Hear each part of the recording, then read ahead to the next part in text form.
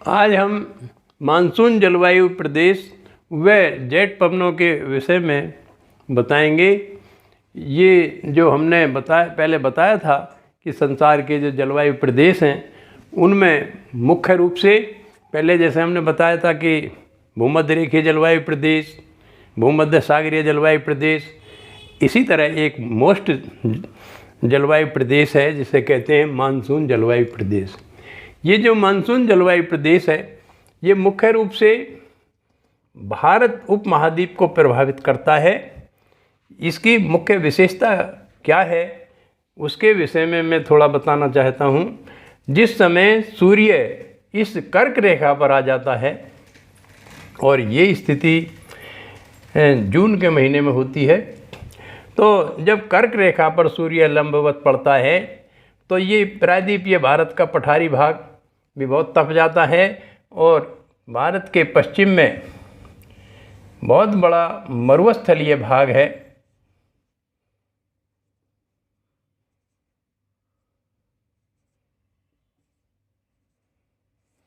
ये जो मरुस्थलीय भाग है ये बिखरी हुई सेलें होती हैं, रेत होता है और ये तापमान के प्रभाव से बहुत ज़्यादा गर्म हो जाते हैं।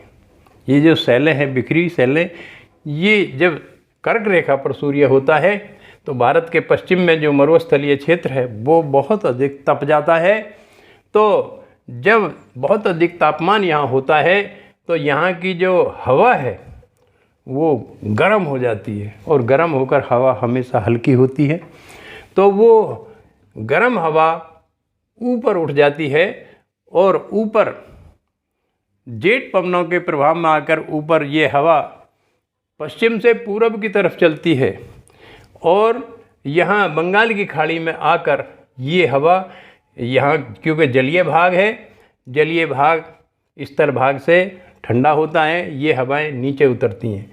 जब ये हवाएं नीचे उतरती हैं तो स्थिति ये हो जाती है कि ऊपर ऊपर हवाएं इस तरह से चलीं, यहाँ नीचे उतरी और जब नीचे उतरती हैं तो नीचे यहाँ पर जलीय भाग है। ये हवाएं जो इस जलीय भाग की नीचे की जो पवनें हैं उन पर प्रेशर डालती हैं, दबाव डालती हैं और दबाव डालने से वो हवाएं अपना स्थान छोड़कर इधर स्थल की तरफ चल देती हैं। तो हवाओं की स्थिति नीचे स्थल पर पूरब से पश्चिम की तरफ हो जाती है।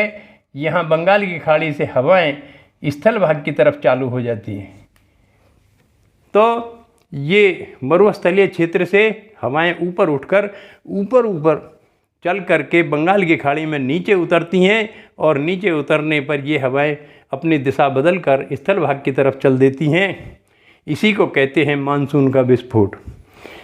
इसका एक दूसरा कारण ये भी है, जब सूर्य की किरणें उत्तरी गोलार्ध में लंबवत पड़ती हैं तो फेरेल के नियम के अनुसार पश्चिमी पवनों के प्रभाव में ये वायुदाब की पेटियां आ जाती हैं। वायुदाब उत्तर की तरफ खिसक जाता है जिससे ये जो अरब की खाड़ी है यहाँ से भी हवाएं स्थल की तरफ चलने लगती हैं और ये हवाएं जब उत्तर की तरफ चलती हैं तो उत्तर में, भारत के उत्तर में यहाँ हिमालय पर्वत है, इससे टकरा कर ये भारत में वर्षा करती हैं।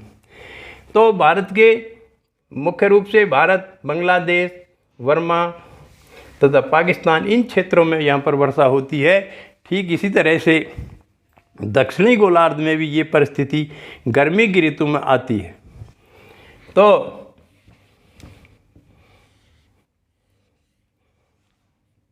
जिस समय उत्तरी गोलार्ध में जाड़े की ऋतु होती है उस समय दक्षिणी गोलार्ध में गर्मी की ऋतु होती है और जब दक्षिणी गोलार्ध में जाड़े की ऋतु होती है तो उत्तरी गोलार्ध में गर्मी की ऋतु होती है। इन मानसूनी पवनों का प्रभाव इधर दक्षिणी अमेरिका के भी उत्तरी पूर्वी भाग में पड़ता है।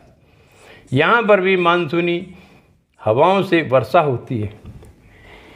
इन मानसूनी हवाओं के जो क्षेत्र हैं वैसे ये उष्णकटिबंधीय जलवायु क्षेत्र के अंदर आते हैं। तो यहाँ केवल गर्मी की ऋतु में वर्षा होती है, शेष जो समय है वो शुष्क रहता है। तो उस वर्षा के के अनुरूप ही यहाँ की जो वनस्पति हैं, वो वनस्पति जिस समय वर्षा नहीं होती उस समय जीवित रहने के लिए यहाँ की वनस्पति अपने ऊपर से पत्तियाँ गिरा देती हैं। तो यहाँ इन क्षेत्रों में मुख्य रूप से पतझड़ वन पाए जाते हैं।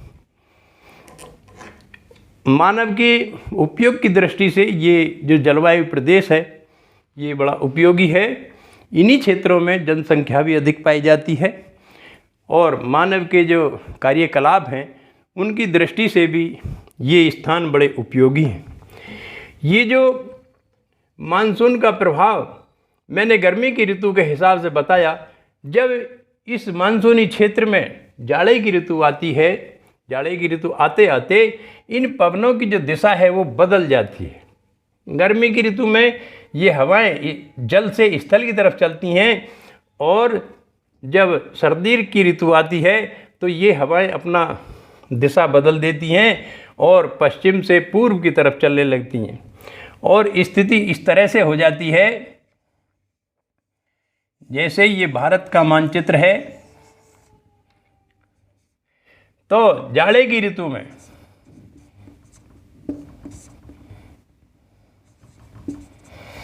ये हवाएं पश्चिम से पूर्व की तरफ इस तरह से मुड़ जाती है और जब ये हवाएं यहाँ बंगाल की खाड़ी में आती हैं तो यहाँ पानी के प्रभाव में यहाँ जल है, जल के प्रभाव में आकर इन हवाओं की जो दिशा है इसके अनुरूप यहाँ पर स्थल भाग है और स्थल भाग में यहाँ तापमान ज़्यादा होता है तो यहाँ की हवाएं गर्म होकर ऊपर चली जाती हैं। उनका स्थान लेने के लिए ये जलीय हवाएं दक्षिण भारत की तरफ इस तरह से मुड़ जाती हैं और चूँकि ये हवाएं यहाँ जलीय भाग से छूकर स्पर्श होकर आती हैं तो इसलिए दक्षिण भारत में जाड़े की ऋतु में ये वर्षा करती हैं।